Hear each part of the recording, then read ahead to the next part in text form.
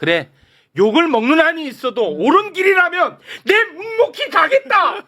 눈물로 호소했던 사람이 우리나라에 살고 있었으니 네. 그 자는 바로 이광수 대표입니다. 박수로 맞이합니다. 안녕하세요, 이광수입니다. 네, 안녕하세요. 이광수 북한으로 보내라.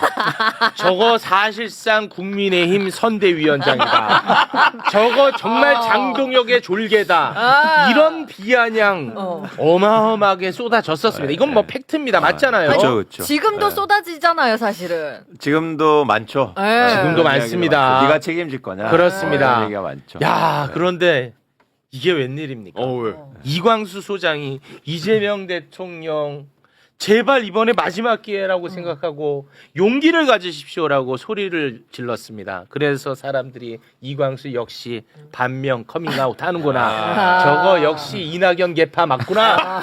그런 걸 알렸습니다만 이재명 대통령이 연일 네. 부동산 이슈에 대해서 응답을 하고 있습니다. 지금. 와, 나는 진짜 보고 소름이 끼쳤어요. 엄청나게 용기를 내고 있습니다. 일단 두 가지 측면에서 굉장히 놀라운데요. 네. 첫 번째는 횟수예요. 횟수. 오늘 아침에도 2건이나 올리셨더라고요. 와, 부동산 건에 대해서 SNS에 계속해서 지금 의지를 표명하고 네. 있습니다. 네.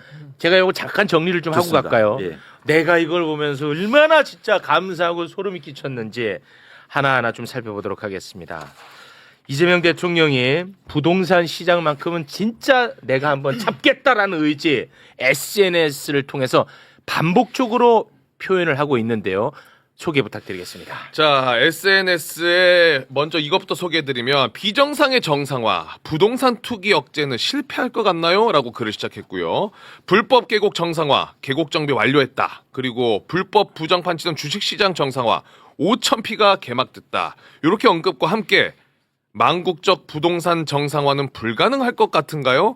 표 계산 없이 와, 국민을 믿고 와. 비난 감수만 하면 될 일입니다. 와, 부동산 정상화는 5,000피 계곡 정비보다 훨씬 쉽고 더 중요한 일입니다.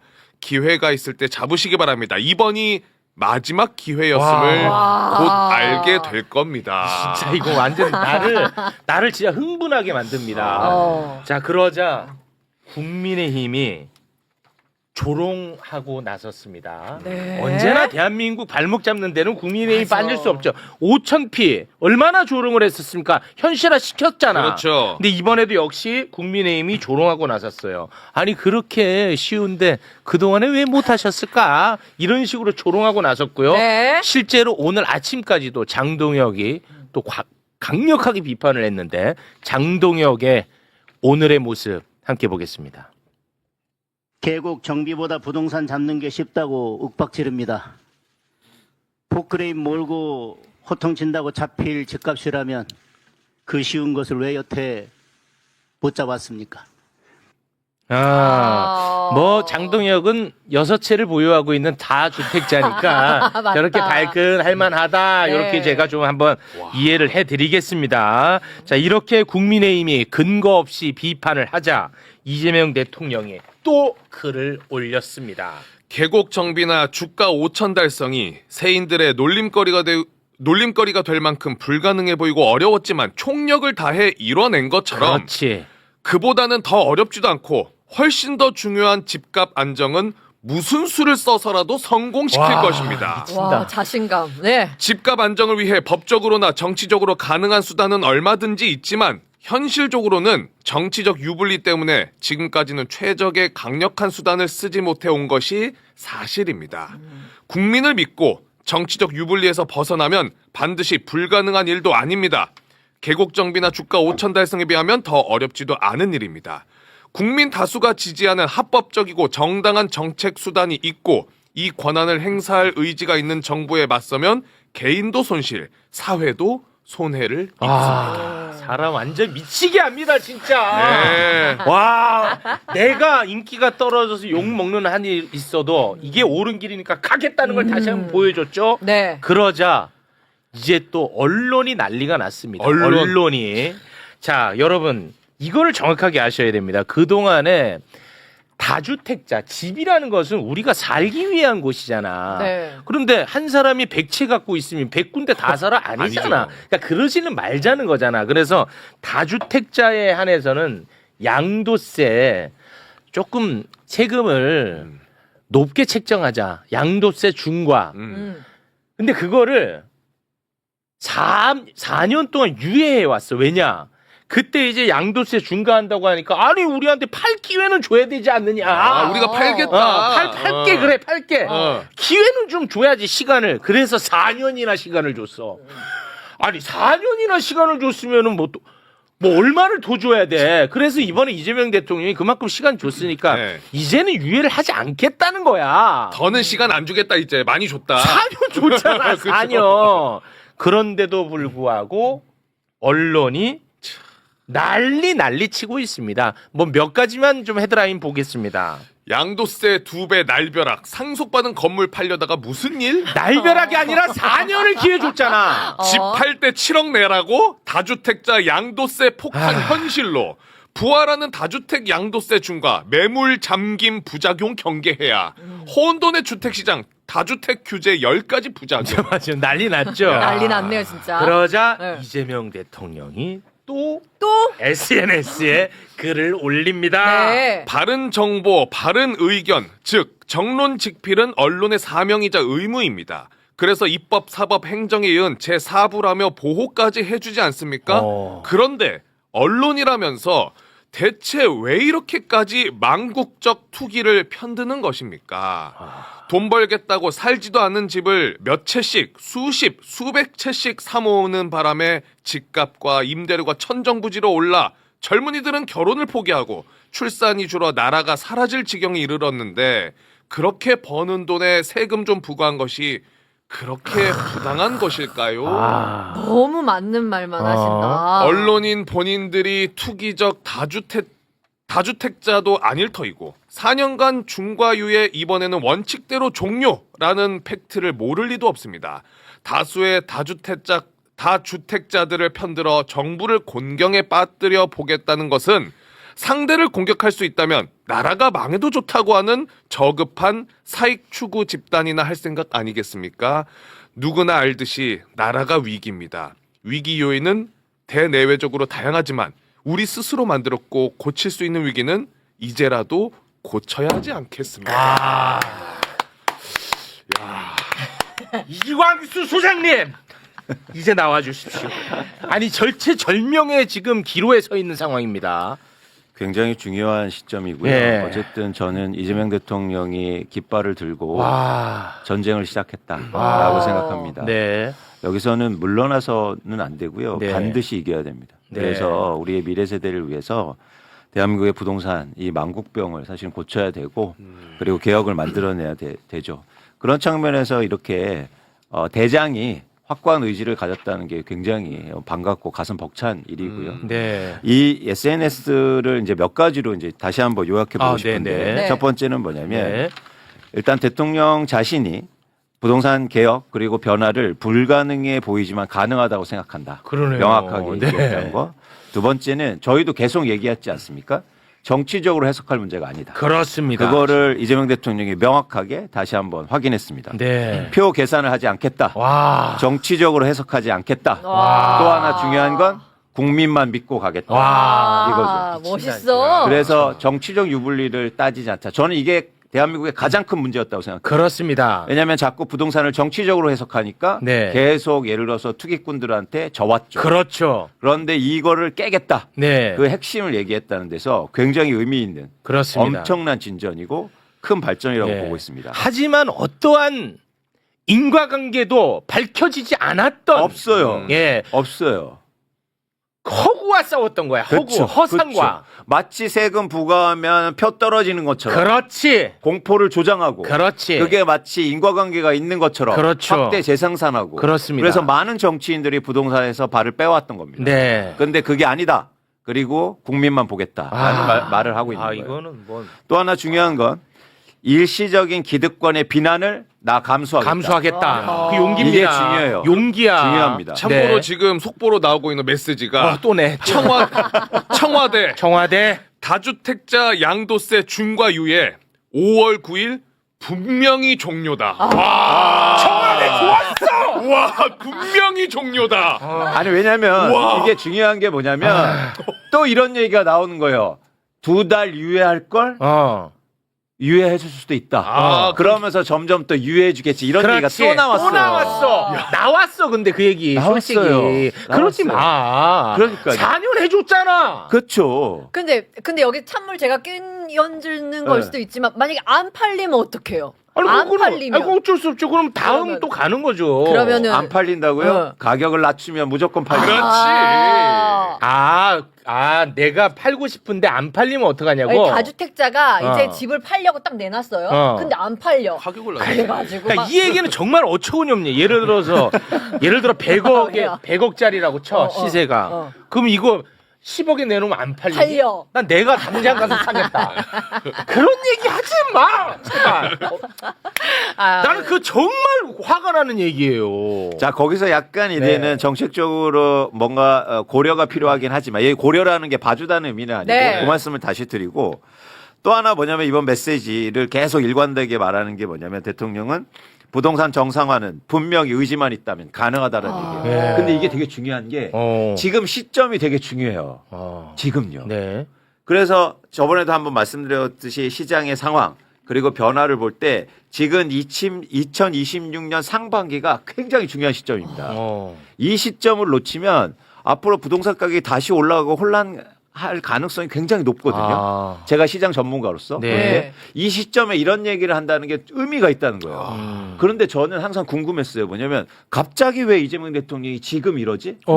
그건 이것 때문이에요. 지금이 중요하다. 왜죠? 지금이 어떤 의미죠? 그러니까 시장의 변화를 볼 때 지금 잡지 못하면 지금 정상화를 안 시키면 걷잡을 수 없이 변할 수 있기 때문에 예를 들어서 정부가 예산을 많이 써서 돈도 풀릴 거고 그렇죠? 그다음에 지방선거도 있고 그다음에 이런 투기라든지 그런 심리적 기제가 뭐냐면 정권이 시간이 갈수록 뭐냐면 정책의 신뢰가 떨어질 거 아니에요. 야, 네. 조금만 버티면 돼. 어. 그렇기 때문에 정권 초기 그리고 시장의 변곡점들을 고려할 때 2026년 지금이 가장 중요하다. 적기다 이거. 그런데 그때 아무도 얘기를 안 하고 있던 거예요. 사실은. 그죠? 이광수 하나 얘기해갖고 거의 욕 바가지로 혼자 먹었지. 너 가만히 있어. 언젠가 할 거야. 너 왜 이렇게 너 왜 설레발을 이재명 쳐? 정부 왜 흔들어? 그렇죠. 왜 이렇게 설레발을 쳐 너?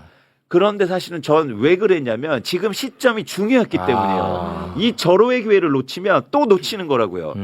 근데 저는 약간 절망이었단 말이죠. 맞아. 아무도 얘기를 안 해요. 맞아. 민주당은 한가롭게 그냥 아유 주택 공급하면 잡힐 겁니다. 이 얘기만 하고 있고. 정부도 똑같았어요. 국토부도 맨날 아유 공급할 겁니다. 그럼 집값 잡혀. 맞아. 이런 한가한 얘기를 하고 있었단 말이죠. 네. 그런데 갑자기 이재명 대통령 대통령이 직접 나서 버렸어. 직접 나서요. 와, 이거 뭐야? 이거. 그래서 그런 의미에서도 굉장히 지금 중요하다. 네. 메시지가 있다라고 보는 거죠. 네. 근데 다시 한번 아까 말씀드린 분명히 종료를 들었는데 어우 막 소름 끼치네 진짜. 그러니까요. 의지가 확실히 더 느껴져서. 네. 시장도 그렇고 정치적으로 봤었을 때도 그냥 뒀으면 5월에 그냥 무조건 꺼내요. 이 카드는 국민의힘이 됐든 보수 언론이 됐든 지간 꺼냈으니 굉장히 좋은 카드일 수밖에 없잖아요. 그때 꺼내서 흔들어대면 이재명 대통령으로서도 힘들 수도 있으시거든요. 네. 지금 시점을 놓치면 이광수 대표님 말씀 시장도 시장이지만 정치적으로도 이걸 막기가 어려웠다는 거 고려했고 또 집권 초기에 이게 정책이라는 건 지속성이 보장이 될 때 그러니까 1년은 버틸 수 있어요 사람들이. 네. 4년 못 버티거든요. 그렇지. 그런 거예요. 맞습니다. 그런데 여기서 우리가 꼭 지적하고 넘어가야 될 게 있습니다. 네. 지금 사실은 제가 볼 때 전쟁이 벌어진 거예요. 네. 근데 이재명 대통령이 지금 혼자 싸우고 있어요. 아까도 언론들 이제 엄청나게 달려들 거예요. 국민의힘 언론 지금 다 공격하고 이제 시작이에요. 있거든요. 엄청나게 달려들 네. 앞으로는 거예요. 더 커지겠죠. 예, 그리고 시장의 일시적인 변동 조금이라도 가격 오르면 거봐 무용 나오고 막 그렇지. 난리 난리 날 겁니다. 그런데 지금 그 싸움을 지금 이재명 대통령이 혼자 하고 있다고요. 그럼 누구랑 해야 돼? 다른 사람들이 나가야죠. 내가 있잖아. 내가 있잖아. 누구신데요? 그래서 지금 누구신데요? 나 국민이다. 이재명 그렇죠. 대통령이 믿는 국민. 예. 두 가지가 중요한 겁니다. 하나는 그래서 여론이고요. 또 하나는 뭐냐면 민주당이 나가야죠. 왜 장동혁하고 왜 이재명 대통령이 싸워야 됩니까?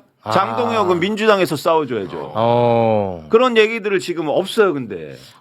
민주당은 지금 6월 지방선거 때문에 부담스러워서 메시지를 못 내고 있나 보네요. 그러니까 그 시절이 만약 그렇다면 네. 이제는 그럴 때 할 때가 아니다.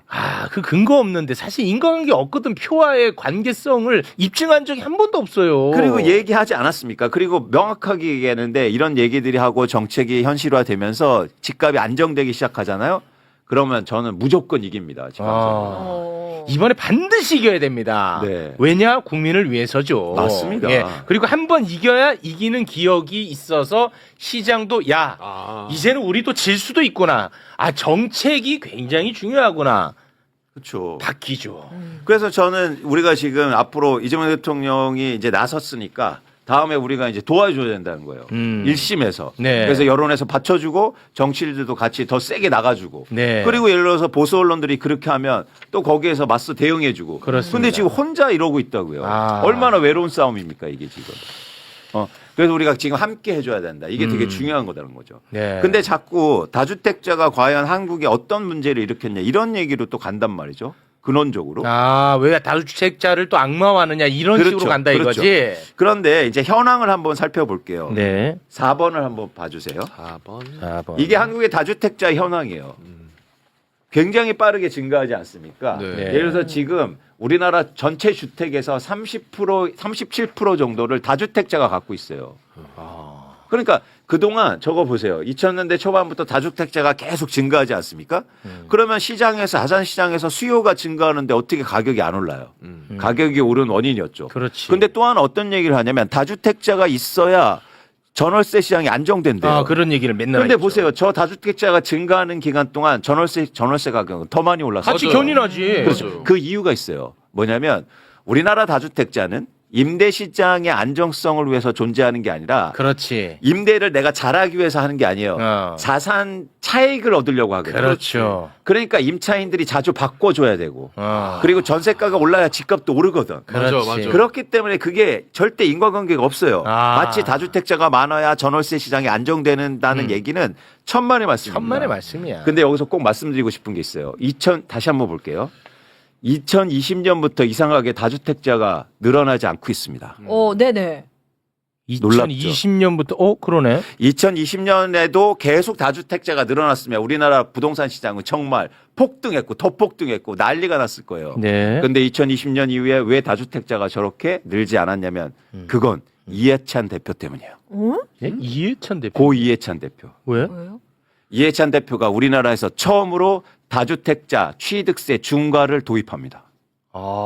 혁신적인 세제였죠. 그래서 우리나라 다주택자가 늘지 않았어요. 왜냐하면 주택을 서울에 한 채 더 살 때 무려 취득세를 8% 내야 됐거든요. 그러니까 10억짜리 살 때 8천만 원을 내고 시작하는 거예요.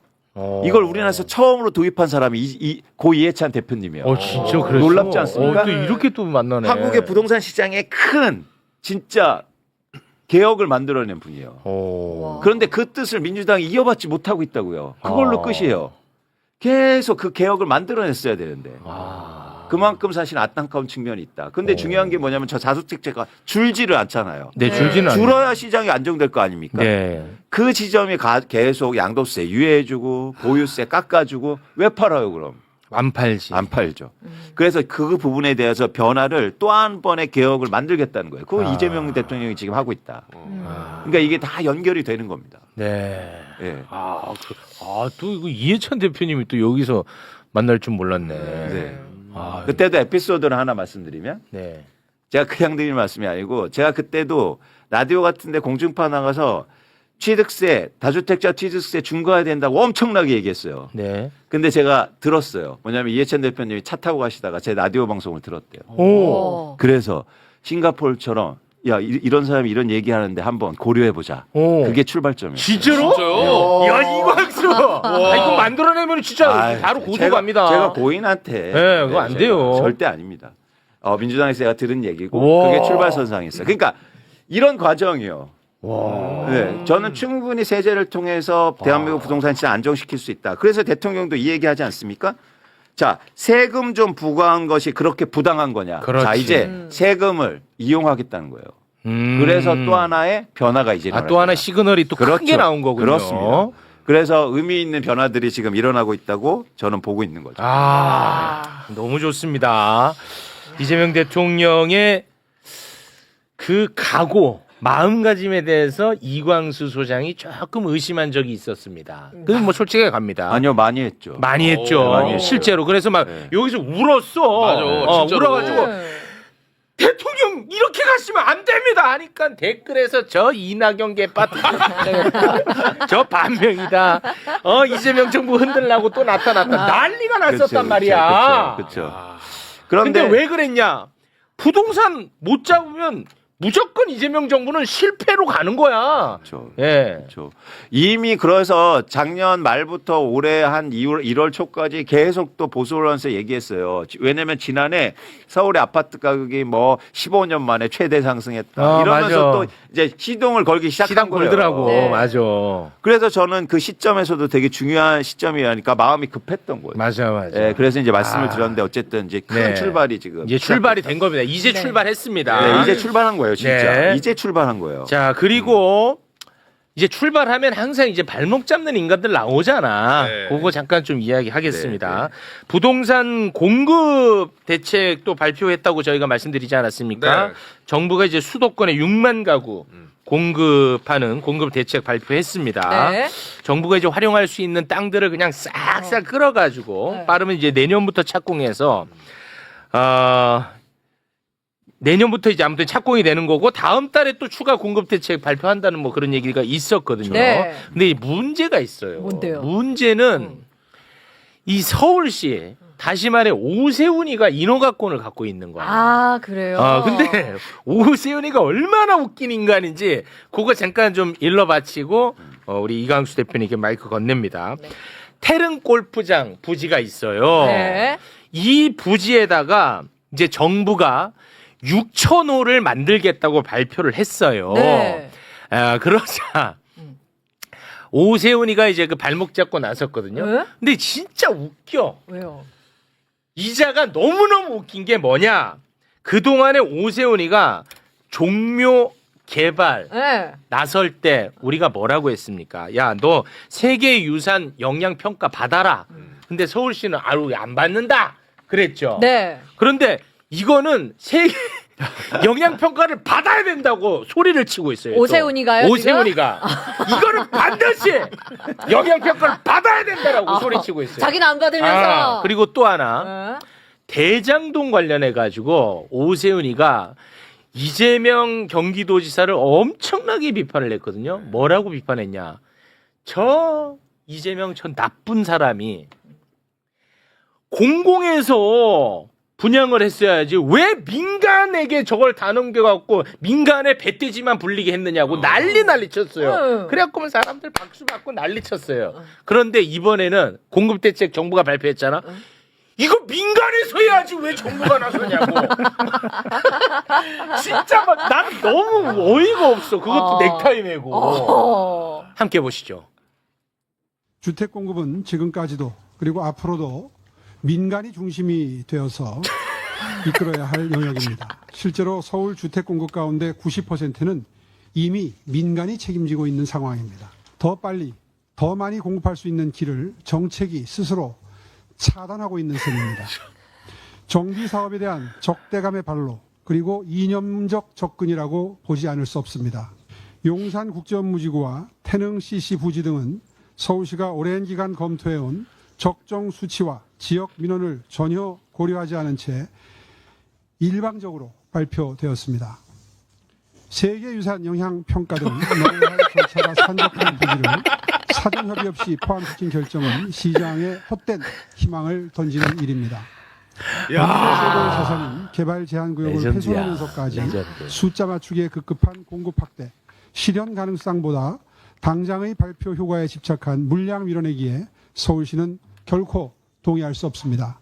와, 이 레전드야. 레전드. 가만히라도 있으면 와. 좋겠는데요. 일단 레전드야. 지금 국토부에서 바로 입장을 밝혔죠. 와. 세계 영향평가 받겠다. 네. 세금선거도 받아라. 네. 그거 똑같이 받으면 된다. 우리는 그거 고려해서 네. KPS를 짓겠다라는 거고 두 번째 와.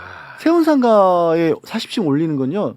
택지 공급이 아니에요. 민간주택 공급이 아니에요. 네. 상가예요. 그렇지. 근데 지금 민간주택 공급하겠다는데 상가를 갖고 비교를 하고 있어요 또. 애초에 비교 대상조차도 아니에요. 아 레전드. 급했어요 지금 오세훈 오세훈. 시장이 급했어. 거의 본인한테 얘기하는 거 아니에요? 저거는? 아 진짜 대단합니다. 그때 그 국정감사였나 서울시 국정감사에서 이재명 지사를 내가 죽여보겠다고 해갖고 일타강서로 나와가지고 이거를 어떻게 민간에게 다 배를 불게 하냐고 난리 쳤었거든요. 그렇죠, 그렇죠. 예. 그런데 어쨌든 제가 오세훈 시장을 뭐 개인적으로도 싫어하지만 아 공익적으로 싫어합니다. 네. 공익적으로도 이런 문제 때문에 사실 싫어하는 거죠. 어. 문제가 많다. 일단 아까 말을 오세훈 시장이 말한 것처럼 우리나라 부동산 시장의 가장 큰 문제가 과도한 민간 비중이에요. 네. 민간은 주택 공급을 왜 합니까? 왜 해요? 돈 벌려고요. 돈 벌려고 하는데 한국의 주택 시장이 통째로 맡겨져 있었어요. 그러다 보니까 거기서 돈 벌려고 분양가 올리고 막 재건축하고 이러다 보니까 사실은 네. 집값이 오른 가장 큰 원인이었거든요. 뻥튀기 됐죠. 그걸 사실은 공공의 역할을 찾겠다는 게 이번 정책의 가장 핵심이에요. 그렇습니다. 그래서 우리가 또 계속 얘기하지 않았습니까? 질 좋은 공공주택을 늘려야 그렇지. 한국의 집값은 안정될 겁니다. 그렇지. 그 역할을 그러면 질 좋은 공공주택의 핵심은 뭡니까? 위치가 좋아야 될 거 아니에요. 그렇지. 그걸 지금 정부가 얘기한 거예요. 그렇습니다. 그래서 거기에 맞춰서 지금 이재명 정부가 하겠다는 건데 민간이 공급해야 집값이 안정될 거다. 이런 말도 안 되는 소리를 하고 있고. 말도 안 되는 얘기지. 그리고 제가 누누이 말씀드렸잖아요. 재건축을 통해서 재건축 필요합니다. 그런데 재건축을 해서 그렇게 무작정하면 멸시주택 많아지고 고가주택 많이 생기면 오히려 집값이 급등할 또 다른 원인이 된다. 그래서 적정한 밸런스가 필요하다는 거예요. 네. 그런데 완전히 이건 정치적으로 그냥 해석하면서 비난하는 거죠. 그렇죠. 네. 근데 제가 여기서 제대로 초 한번 치고 가겠습니다. 이거는 어떻게 보면 이제 정부의 조금 서운한 지점이기도 한데요. 뭐냐면 이번에 공급 대책이 청년, 신혼부부 대상이거든요. 네. 그래서 응. 또 나를 위해서 또 얘기한다고 할까봐 그런데 50대 이상. 40대, 50대에는 단 한 번도 나는 진짜 혜택을 주는 걸 못 봤어. 아니 진짜 언제나 배제돼. 언제나. 아니 실제로 근데 그런 여론 있어요. 아 있어? 많습니다. 4050은 왜 신경 안 써주냐? 아니, 언제나 막 이런 배제야. 있더라고요. 많아요. 그런 뭐야? 이건 아니라 이거죠. 이건 공정이 아닙니다. 아니 언제까지 배제됩니까? 언제까지? 그 지점에 대해서 네. 인식하고 있고요. 아 그래요? 그리고 네. 조금 더 그러니까 이게 공급 계획이 끝난 게 아니에요 지금. 일단 청년과 신혼부부에 대한 무주택자를 위한 대책이 나오는데 네. 특히 30, 40대, 50대의 무주택자를 위한 공급이 또 이어질 겁니다. 네. 그래서 계획을 잡아야 되는데 제가 그냥 드리는 말씀이 아니고 그런 공급이 실제로 이루어지려면 서울시의 도움이 필요해요. 서울시의 공조가요. 맞아요. 근데 지금 서울시가 완전히 다 지금 들어가고 이재명 있어. 정부를 도와주지 않고 있어요. 아니, 반대하죠. 네. 그래서 이 공급 정책에 대해서 사실 이번에 지방선거가 그래서 중요하다. 이런 공급이 원활하게 되기 위해서도. 그리고 그런 30, 40대에 대한 공급도 마련이 된다. 네. 이렇게 말씀드립니다. 네. 네. 그러니까 또 이게 또 이해관계 충돌 때문에 그 공급 뭐가 될지 모르겠지만 저는 어떠한 경우도 거기 참여하지 않겠습니다. 여러분 자꾸 나한테 뭐라고들 하시니까. 아니 근데 이거 그냥 선순환이 된다라면 지금 신혼주부랑 청년을 공급을 해야 한다는 얘기는 당장 살 곳이 신혼주부 아니고 신혼부부. 그러니까 당장 살 곳이 필요한 사람들을 위한 것이고 지금 4050들은 지금 무주택이라고 할지라도 살 곳이 일단은 있는 상황에서 집값이 안정이 되고 그게 접근 가능성이 올라간다는 얘기는 그분들에게도 기회가 당연히 이제 집을 온다. 마련할 기회가 오게 돼 있잖아요. 네, 뭐 그렇긴 따로 하죠. 추가적으로 안 하더라도 네. 조금만 템포를 늦춰서 생각해 또 보면 이거 봐. 또 40, 뭐야. 50대는 또 양보하라잖아 또. 내가 문제 양보해 나도 50대예요. 내 주변에도 많아요. 왜 그래? 아니 진짜 이건 서운할 네. 만하다니까. 아니, 이거는 맞아요. 어. 공정한 차원에서도 같이 배려가 돼줘야 됩니다. 맞아. 또 하나 뭐냐면 예를 들어서 30, 40대 뭐 50대도 마찬가지고 특히 무주택자분들 중에서 정부의 그런 약속을 믿고 사실은 내 집 마련을 좀 미루고 이런 분들이 많단 말이에요. 네. 근데 그분들로 해서 청약 기회라든가 공급할 수 있는 어떤 공급을 해주는 건 반드시 필요합니다. 네. 알겠습니다. 네. 자, 그러면 부동산 관련해서는 이쯤에서 좀 마무리를 지을까 하는데 혹시 뭐 못다신 말씀 있나요? 다시 한번 말씀드리지만 이건 시작입니다. 네. 여기서 끝나는 게 아니고요. 계속적으로 예를 들어서 입법 과정이라든지 아니면 그렇죠. 여론의 형성이라든지 이재명 대통령이 이렇게 홀로 싸우게 해서는 안 돼요. 네. 그래야 진짜 변화라는 건 사실 한 명이 길을 걸어가면 또 누군가 그 길을 걷고 같이 해줘야 될 거 아닙니까? 맞습니다. 그런 측면에서 저희가 열심히 네. 이 부동산 시장에 관심을 가지셔야 된다. 그렇습니다. 다시 말씀드리면 부동산은 지금 현 세대의 문제뿐만 아니라 우리 미래 세대에도 가장 큰 문제입니다. 네. 언제까지 우리 아이들한테도 관광버스 빌려서 임장 다니게 할 수는 없잖아요. 아, 그러기 위해서는 반드시 개혁하고 그리고 지금 절대절명의 가장 중요한 순간이다. 그렇습니다. 여러분들도 같이 관심을 많이 가져줬으면 좋겠습니다. 네. 이 가장 중요한 이슈다 보니까 대한민국 최고의 기득권들이 온 힘을 다 바쳐 이거 반발할 거거든요. 맞죠. 그럼 결국은 여론이 중요하거든요. 그쵸. 여론. 그쵸. 아, 그런데 이것과 관련해 가지고 이렇게 열변을 토하는 데가 별로 나는 못 봤어요. 없어요. 없지. 네. 왜냐하면 마찬가지로 이게 이해관계도 있을 수도 있고 또 민감하다 보니까 좀 회피하고 싶은 거죠. 지금도 댓글에 네. 지방선거고 이긴 다음에 해라 이렇게 또 얘기가 올라오네요.